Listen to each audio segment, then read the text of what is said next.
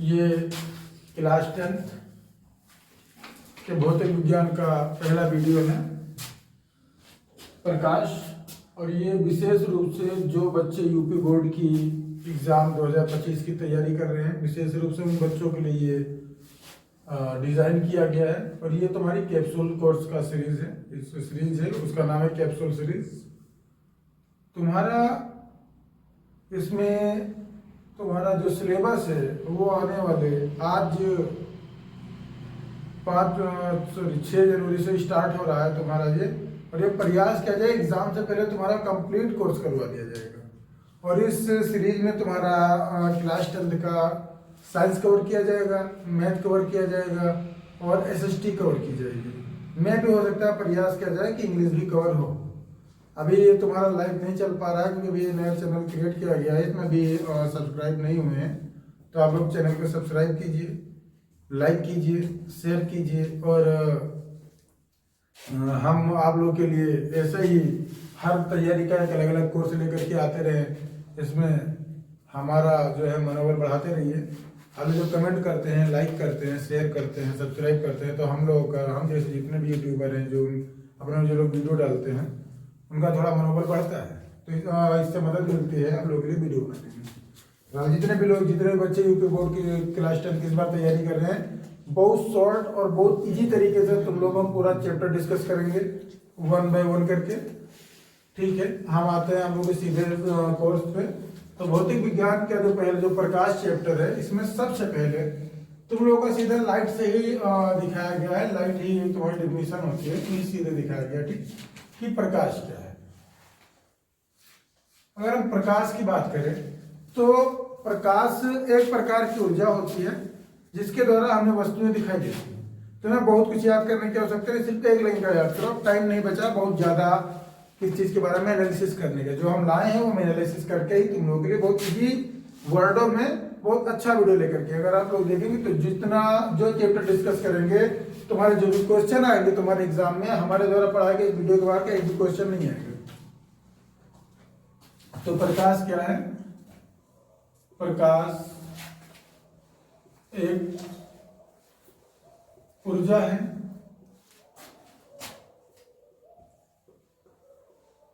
जिसकी उपस्थिति में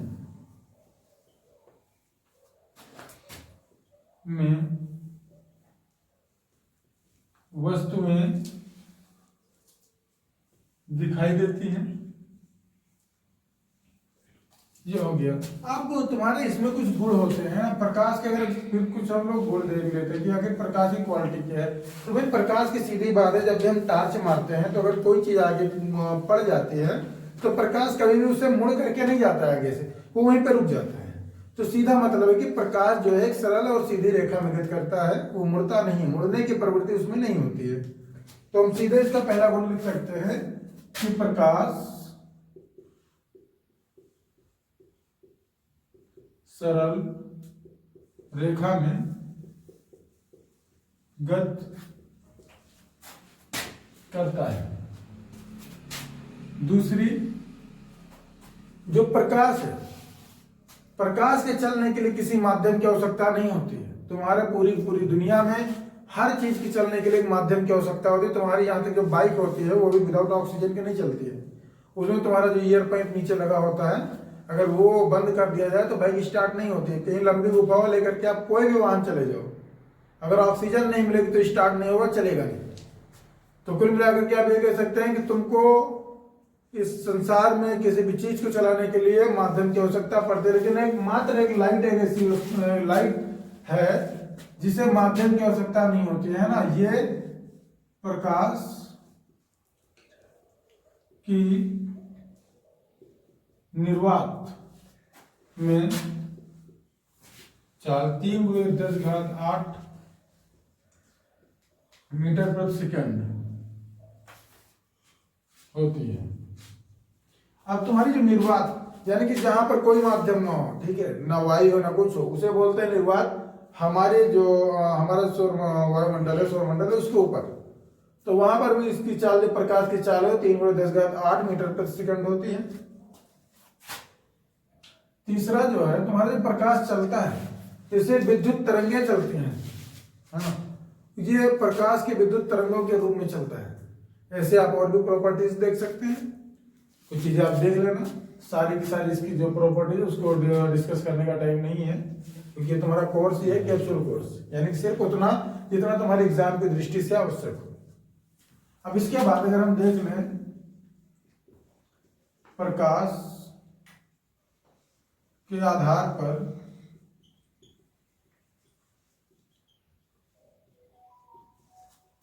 वस्तुओं का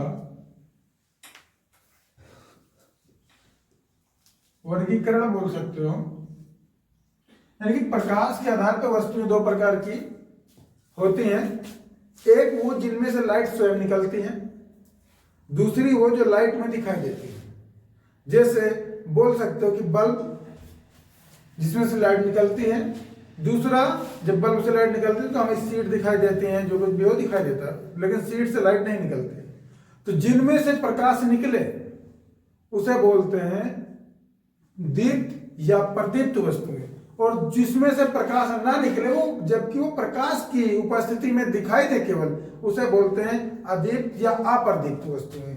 अब तो इसमें कितने वर्गीकरण है ना, कितने वस्तुएं दो प्रकार की होती हैं, वस्तुएं दो प्रकार की होती हैं। प्रकाश के आधार पर वस्तुएं दो प्रकार की होती हैं। नंबर 1 दीप्त वस्तुएं,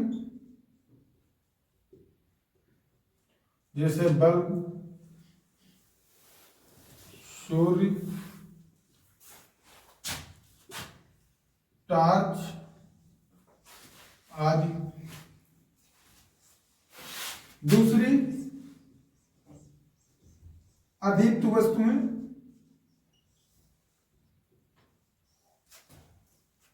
जैसे मेज, कुर्सी,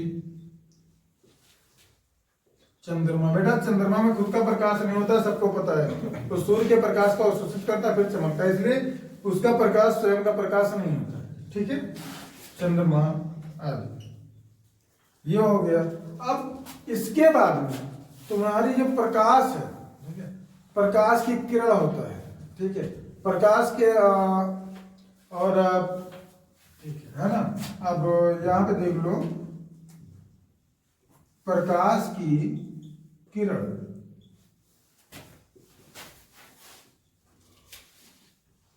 देखो प्रकाश क्या होता है, अगर कहीं होल है, जब किसी छोटे क्षेत्र से ऐसे प्रकाश आया करता है तो उसी को हम लोग किरण बोलते हैं। यानी वो क्या, वो प्रकाश के आने का रास्ता है जिसे हम लोग किरण बोल देते हैं। तो हम सीधे बात कह सकते हैं कि प्रकाश जिस रास्ते से चलता है, जिस रास्ते से गुजरता है, उसी रास्ते को क्या बोलते हैं, प्रकाश की किरण बोलते हैं। तो मैं सीधे लिख सकते हैं ना, प्रकाश जिस मार्ग से गुजरता है उसे प्रकाश की किरण कहते हैं।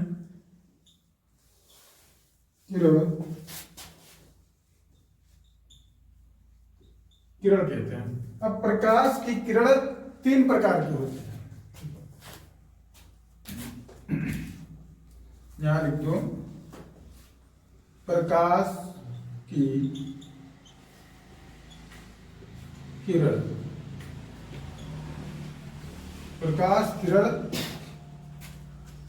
पुंज बोल सकते हो बेटा, ठीक, क्योंकि किरण एक नहीं आती है, समूह में आती है, ठीक। प्रकाश किरण पुंज 3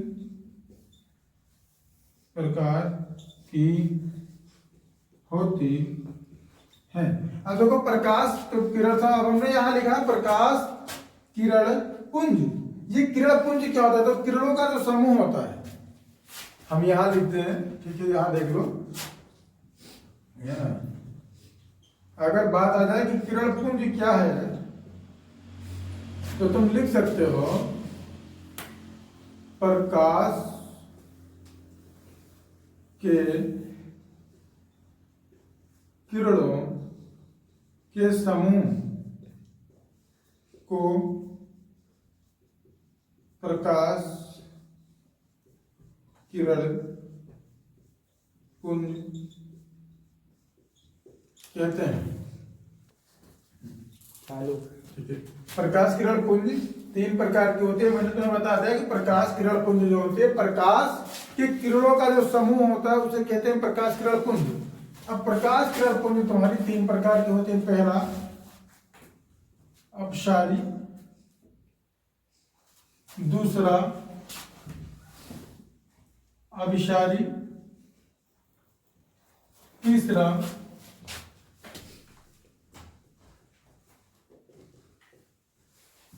समांतर।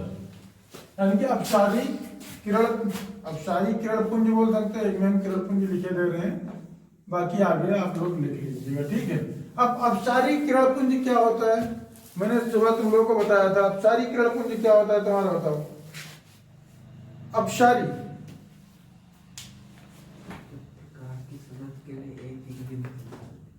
क्या होता है, मैं तुम लोगों को दिन में भी बताया था इस चीज को, थोड़ा देख लिया करो, जान लिया करो। ठीक है, जब प्रकाश किरण एक बिंदु से निकल कर पसर जाए, सीधे देखो थोड़ा शब्दों को आप असर जो आ करके पसर जाए। मान लो तुम्हारी टार्च होती है ना, सपोज ऐसे टार्च करते हैं हम लोग, और ऐसे ऑन किए तो यहां से लाइट निकलती है और पूरे में पसर जाती है, फैल जाती है। तो क्या है, तो यहां से निकलने वाले जो प्रकाश किरण पुंज है वो है अपसारी, क्योंकि वो एक बिंदु से निकल करके चारों ओर फैल गया है। ठीक है, जब प्रकाश किरण पुंज एक बिंदु से निकलकर चारों ओर फैल जाए तो उसे अपसारी प्रकाश किरण पुंज कहते हैं। देखो जैसे सपोज दे, ये यहाँ टार्च हो गई, जैसे हम टार्च बना दिए। ठीक है, ये यहाँ पर हो गई, यहाँ टार्च है। अब जैसे मैं आप बटन दबा तो ये तुरंत ऐसे निकलता है एक बिंदु से, यानी ऐसे निकल रहा है, प्रकाश फैल रहा है ना दूर तक। तो ये क्या है, ये है अपसारी, यानी कि जो आ करके पसर जाए, अपसारी। ठीक है, अपसारी प्रकाश किरण पुंज। इसके अलावा अभिसारी की अगर हम बात करें तो अभिसारी क्या है, जब प्रकाश किरण पुंज चारों ओर से आकर एक बिंदु पर सिमट जाए तो उसे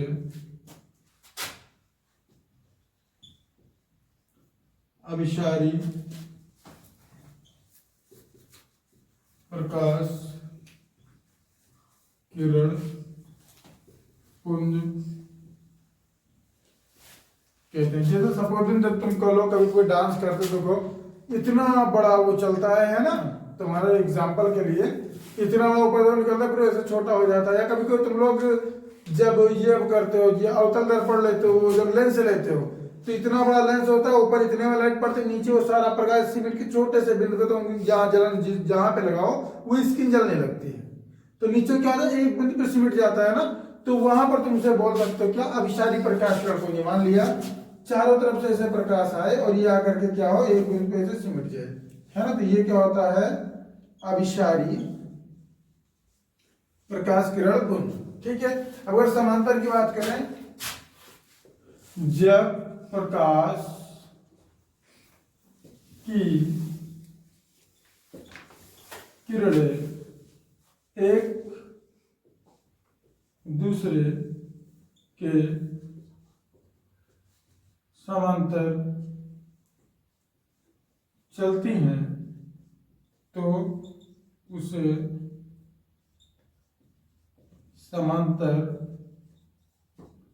प्रकाश किरण पुंज कहते हैं। जैसे तुम लोग कभी देखते होंगे लेजर लाइट होती है, छोटी सी लाइट, उसे यहाँ से मारो तो जितनी लाइट यहाँ जितनी मोटे वो निकलती है उतनी, चाहे जहां पड़ती है वहां पर उतनी ही बड़ी रहती है ना, बिल्कुल ना फैलती है ना घटती, उतनी ही मोटी रहती है। तो क्या है वो समांतर प्रकाश किरण पुंज है। ठीक है, जैसे मान लिया यहाँ से निकली यहाँ पे किरण, तो दो ना तो इन दो किरणों के बीच की दूरी कभी कम हो न ज्यादा, जितनी दूरी यहाँ बीच में हो उतनी दूरी आगे भी हो, तो इसे क्या बोलते हैं, ऐसे बराबर चलती रहे एक दूसरे को, ठीक, इसे बोलते हैं समांतर प्रकाश किरण पुंज। ठीक है, अब इसके अलावा तुम्हारा इसमें एक छूट गया था प्रकाशिक माध्यम, है ना, प्रकाशिक माध्यम। ठीक है, यानी कि प्रकाश, ये तुम्हारा हो गया, इसको मर्ज करके इसी को समझा दे रहे हैं। ठीक है, चलो, प्रकाशिक माध्यम। प्रकाशिक माध्यम तुम लोग तीन प्रकार के होते हैं। एक तो तुमने वस्तुएं देखी होंगी जिनमें ऐसे रख दो तो प्रकाश पूरा इस पार से उस पार निकल जाता है, जैसे कांच हो गया, पन्नी हो गई, और है ना, और इसके अलावा ऐसी कई वस्तुएं तुम लोग देखो कि जैसे वायु हो गया, है ना, कि प्रकाश अब पूरा जितना इस पार से उस पार मारो पूरा निकल जाता है। तो क्या है वो है पारदर्शी। ठीक है, उसे बोलते हैं पारदर्शी माध्यम। ठीक है, और जब तुम कभी देखो अगर कैसे कागज लेके सिर पे घिस लो, हल्का सा तेल ऐसे लग जाए, फिर उस पर टार्च मारो तो पूरा प्रकाश तो उस पार नहीं जाता है, लेकिन कुछ प्रकाश का रूप उस पार निकल जाता है, तो उसे बोलते हैं क्या, पारभाषक। जब प्रकाश आंशिक रूप से जिन माध्यमों से इस पार से उस पार हो जाए उन वस्तुओं क्या बोलते हैं, पारभाषक। ठीक है, और जैसे अब दीवार खड़ी है, यहाँ टार्च मारो इस पार से उस पार, लाइट घेरा से भी नहीं जाएगी, तो इसे क्या बोलते हैं, अपारदर्शी माध्यम। ठीक है, तो प्रकाशिक माध्यम तीन प्रकार के होते हैं। क्या होते हैं, एक पारदर्शी या पारदर्शक बोल सकते हो, ठीक है, एक अपारदर्शक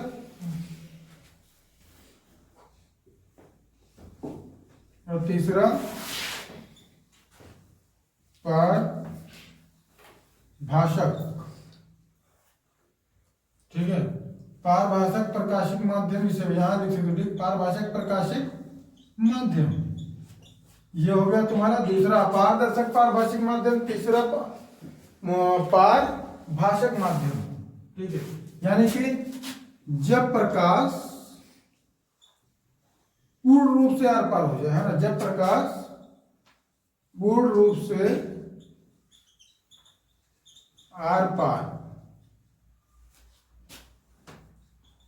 हो जाए, ये अपारदर्शक क्या है, प्रकाश का कोई भी भाग आर पार ना जाए। तीसरा पारभाषक क्या है, प्रकाश आंशिक रूप से आर पार हो जाए, प्रकाश आंशिक रूप से आर पार हो जाए। ये तुम्हारा हो गया। बस इतना ही तुम्हें केवल जानना है यहां तक प्रकाश के बारे में, कि लाइट, अगर तुम्हारा क्वेश्चन आएगा तो यह है कि लाइट क्या है, या फिर लाइट के गुण क्या है, या फिर पूछ लेगा कि लाइट के आधार पर वस्तुएं कितने प्रकार की होती हैं, तो तुम बता सकते हो 2 प्रकार के हो सकते हैं। लाइट के आधार पर माध्यम कितने प्रकार के होते हैं, 3 प्रकार के हो सकते हैं। और ये बहुत ज्यादा पूछ सकता है, तो प्रकाश किरण क्या होती है, या फिर प्रकाश किरण पुंज क्या होता है, या फिर प्रकाश किरण पुंज कितने प्रकार के होते हैं, या फिर पूछ लेगा कि अपसारी प्रकाश किरण पुंज क्या है, या पूछेगा कि अपसारी प्रकाश किरण पुंज क्या है, फिर पूछेगा समांतर प्रकाश किरण पुंज क्या है। इसके बाहर का तुम्हारे एग्जाम में कुछ नहीं पूछा जाएगा। आपको अगर पूछा भी जाएगा तो पूछा जाएगा तुम्हारा किस चीज से, परावर्तन से। हम लोग इसके आगे चलते हैं परावर्तन पर।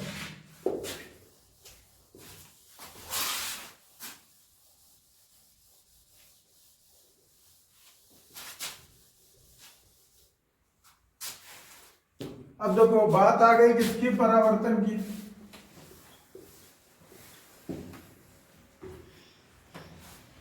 है ना, पूरा लिखने में तो कुछ दिक्कत हो जाएगी, है इसको मिटा के प्रकाश का परावर्तन, है ना, प्रकाश का परावर्तन, है ना। अब प्रकाश का परावर्तन क्या है, तुम लोगों ने देखा होगा, कभी तुम अपने रूम में खड़े होते हो, जब टार्च जैसे मारते हो एक साइड तो पूरे रूम में लाइट हो जाती है। टार्च तुम एक साइड मार रहे हो ना तो तुम्हारे पूरे रूम में लाइट नहीं लगनी चाहिए, लेकिन हल्की फुल्की लाइट पूरे रूम में हो जाती है। सीधा मतलब है कि प्रकाश उससे टकरा करके थोड़ा बहुत वापस जरूर आता है, ठीक है।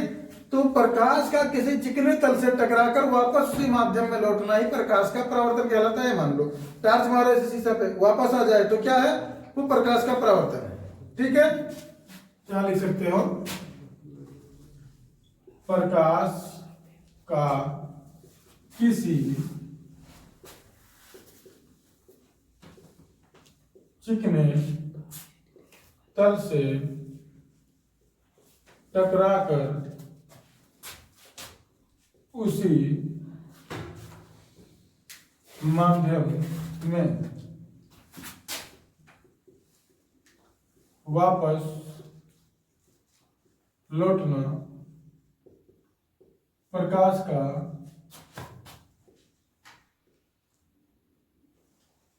परावर्तन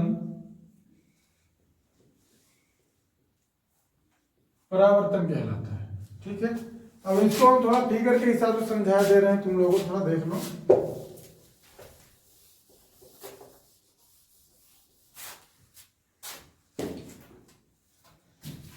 अब इसमें तुम्हारी कुछ चीजें होती हैं, जैसे मान लिया ये शीशा हो गया, ये हो गया मिरर।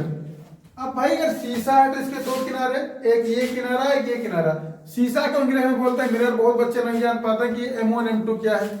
जैसे शीशा के एक किनारे को क्या बोलते हैं M1, दूसरे को M2। अब बच्चे समझने कि M1 M2 क्या है, तो भाई M1 का मतलब है शीशा को इंग्लिश में बोलते हैं मिरर, तो शीशे के पहले किनारे को बोल दिए कि शीशे का पहला भाग यानी M1, दूसरे किनारे को क्या बोल दिए M2 यानी कि शीशे का दूसरा भाग। अब इसके पीछे जो पेंट होता है ना, तो ऐसे हम उसको इससे दर्शाते हैं, ठीक। कि मान लिया कि नीचे हमने पेंट लगा दिया, शीशे में हमने नीचे पेंट ऐसे लगा दिया, ठीक है। अब हम इसको देखते हैं कि मान लिया कि हमने यहां पर एक टार्च ली, इसको सीधे मारा ऐसे, है ना।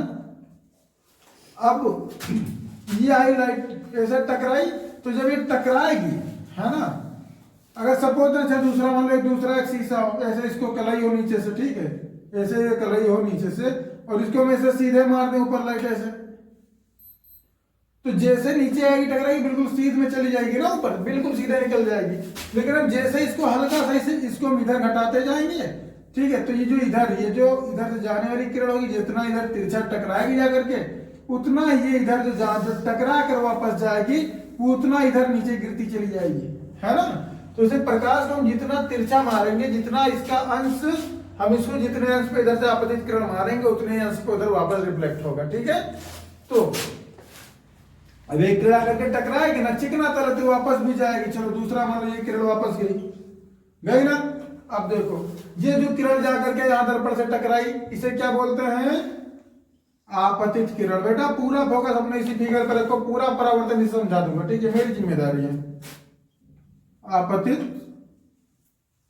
किरण, अब ये आपतित किरण जा करके ये तुम्हारा दर्पण के जिस बिंदु से टकराता है उसे क्या बोलते हैं,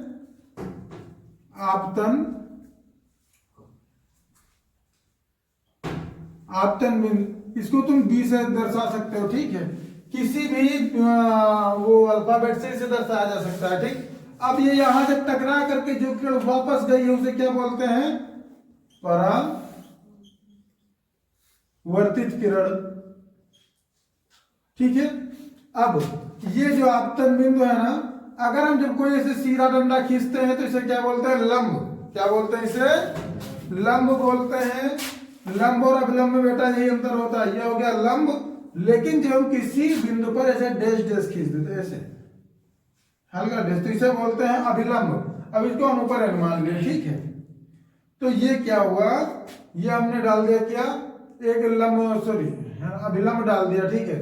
ये आपतन बिंदु बी पर एक डाला गया जो लंब है, इसको क्या बोलते हैं, अभिलंब, ठीक है। अब अभिलंब और आपतित किरण के बीच में देखो, इसके बीच और इसके बीच की दूरी बराबर है। अब इसे हम क्या बोल रहे, इसे बोल रहे अभिलंब,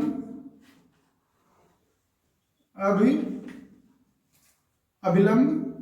अब इसके बीच में एक कोण बनेगा, बनेगा ना, तो अभिलंब और आपतित किरण के बीच में जो थीटा कोण बने उसे क्या बोल देंगे हम, आपतन, उसे बोलेंगे आपतन कोण। इसको आई से दर्शाते हैं, स्मॉल आई से। और अभिलंब और परावर्तित किरण के बीच में जो थीटा कोण बनेगा उसे बोलेंगे परावर्तन कोण।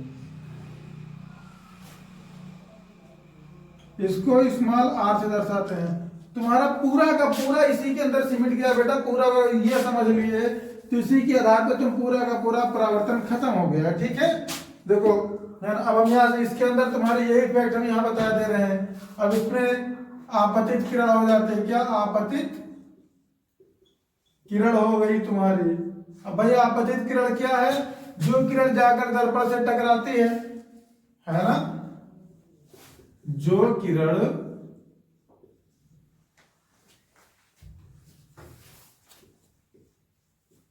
दर्पण से जाकर टकराती है, वो क्या कहलाती है, आपतित किरण, ठीक है। जो किरण दर्पण से जाकर टकराते हो कहलाते हैं आपतित किरण, है ना। फिर दूसरा परावर्तित किरण क्या है, परावर्तित किरण, है ना। अब यहां टकराई, टकराने के बाद जो उधर वापस गई तो क्या यहाँ परिवर्तन बोलेंगे ना, जो टकरा कर वापस जाना क्या परिवर्तन, तो यहाँ का परावर्तन के पश्चात, है ना, यहां लिख दो दर्पण से टकराकर वापस उसी माध्यम में लौटने वाली किरण क्या होती है, परावर्तित किरण। अब बचा क्या, आपतन बिंदु। आपतन बिंदु, अब ये तो समझ गए ना, इसे आपतित किरण बोलते हैं, तो सीधे लिख सकते हैं कि आपतित किरण कितने तल पर जिस बिंदु से टकराती है उसे आपतन बिंदु कहते हैं। देखो ये आई ना, इस बिंदु से टकराई, तो आपतित किरण दर्पण के जिस बिंदु से टकराती है उसे क्या बोलते हैं, आपतन बिंदु कहते हैं। अब ये हो गया तुम्हारा। अब हम क्या देखेंगे, हम देखेंगे कि आपतन कोण, ठीक है। आपतन कोण से पहले हम लोग देखेंगे अभिलंब। अभिलंब, अभिलंब क्या होता है, आपतन बिंदु तुम लोग जान चुके हो। आपतन बिंदु पर डाला गया लंब ही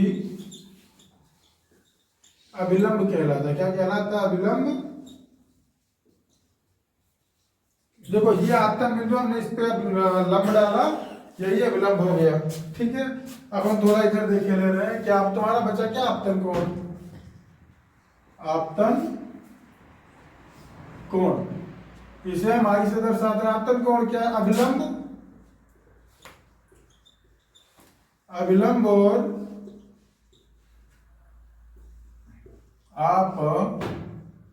आपतित किरण के बीच बना कोण क्या कहलाता है, आपतन कोण।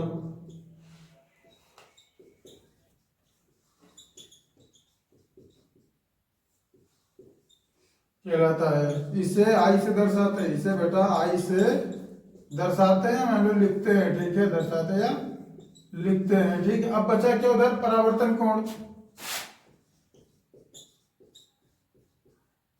परावर्तन ये कहाँ चला गया विद्यार्थी भाई? ये लाली की काली नीली पीली तितलियों के पीछे लग गए, इसको बुला लो भाई वहां से। चलो ठीक है, परावर्तन कोण हो गया है ना, उस बच्चे को बोल दो तो आकर पढ़ाई करे। परावर्तन कोण स्मॉल आर हो गया, ठीक।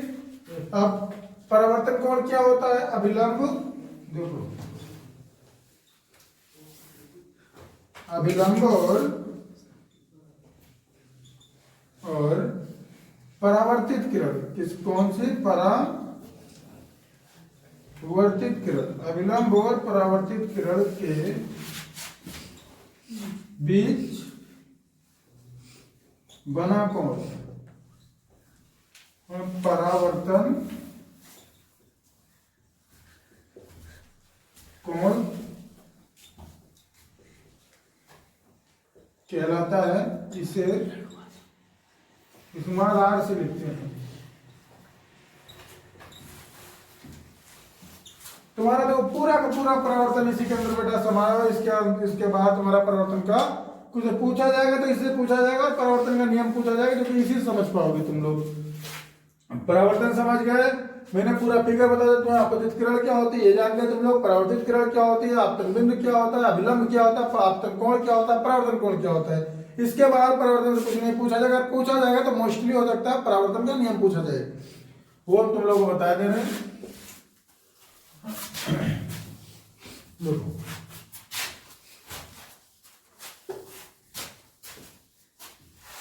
जो लोग नोट करना चाह रहे हैं नोट कर ले, कोई दिक्कत नहीं है।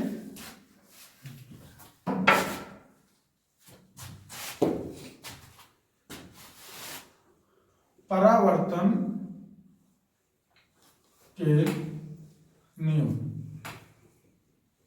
देखो हर चीज थोड़ा ध्यान से देखा करो। इस पूरे फिगर में तुम्हारी दो चीजें खास हैं, दो चीजें खास हैं। एक तो ये देखो भाई, तुम्हारा कांच है, कांच या फिर मतलब चिकना तल जो भी होगा कांच होगा, तो इसके दो तल हो गए। एक तल जो खुरदरा है, जिसके एक तरफ जो इसे पेंट किया गया है वो, दूसरा जो चिकना है, ठीक है, जिसपे हम लोग चेहरा देखते हैं अपना थोबड़ा, ठीक है, ऐसे शीशा मारते हैं और लाइट मारते हैं वापस जाती है, ठीक। तो चिकना तल, दो तल हुए। तो अब जो हमारा जो आपतित किरण होगी किस तल पे है? चिकने वाले तल पे, उसी ओर है ना। परावर्तित किरण किस तल पे होगी तुम्हारी? चिकने तल पे। आपतन बिंदु किस पे पड़ रहा है? चिकने तल पे।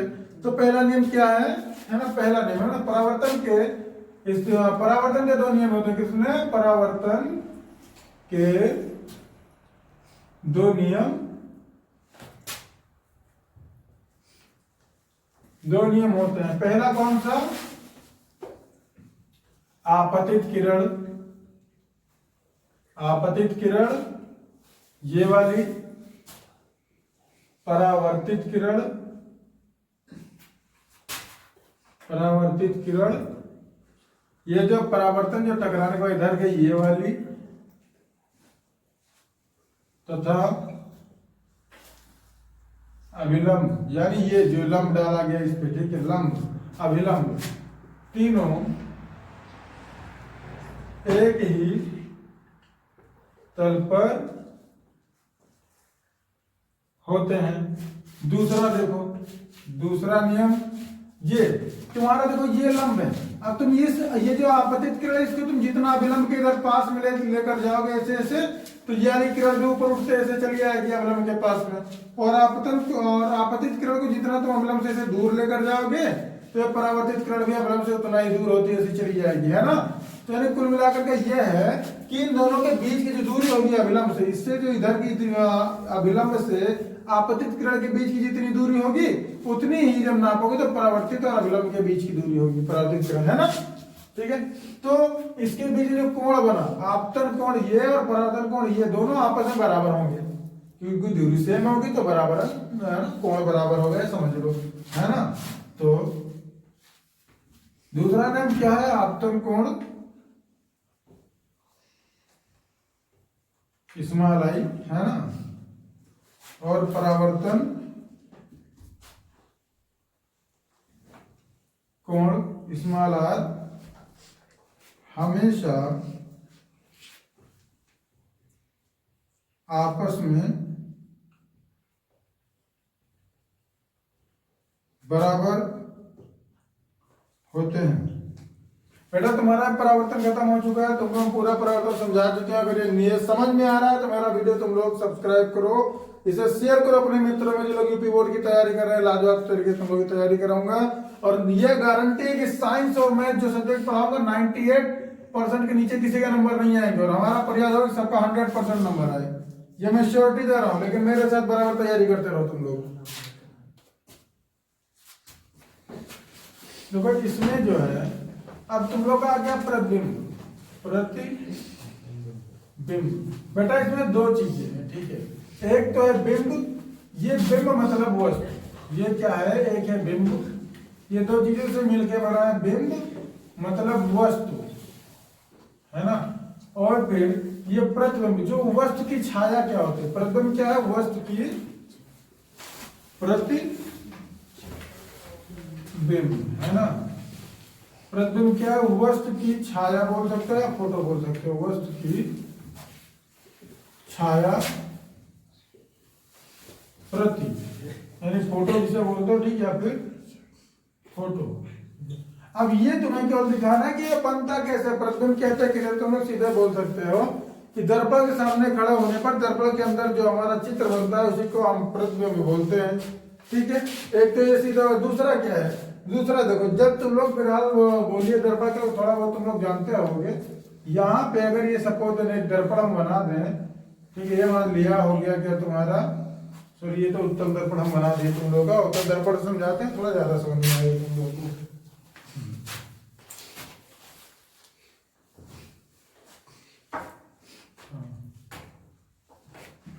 ये हो गया, ठीक है, ये हो गया दर्पण। अब मान लिया ये क्या, ये तुम्हारा इस पे ये हो गया मुख्य अक्ष, ठीक। अब एक वस्तु यहाँ रखिए, ये मान लिया इसका मुख्य फोकस यहाँ पर है। अब इस वस्तु पर से जो जाने वाली प्रकाश की किरणें होंगी ये दर्पण से टकराएंगे, टकराने के बाद मुख्य फोकस से आएगी, आ गई, है ना। और फिर दूसरी इस वस्तु की जो किरण होगी वो मुख्य फोकस से जाएगी, ऐसे दर्पण से टकराएगी, टकरा कर यहाँ तो काटेगी, यहाँ काटेगी ना।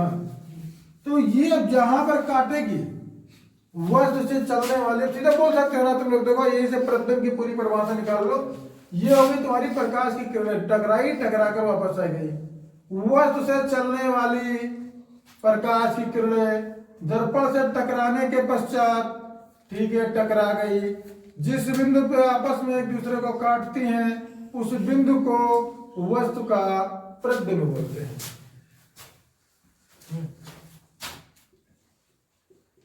वस्तु से चलने वाली प्रकाश की किरणें दर्पण से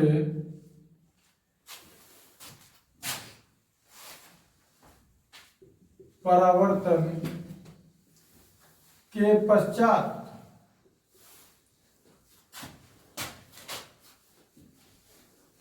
आपस में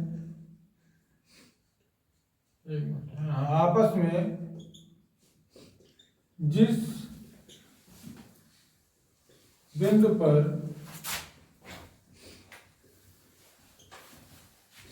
मिलती हैं, ये अलग हिस्सा है, ये तो बता दीजिए, मिलती हैं उस वस्तु का प्रतिबिंब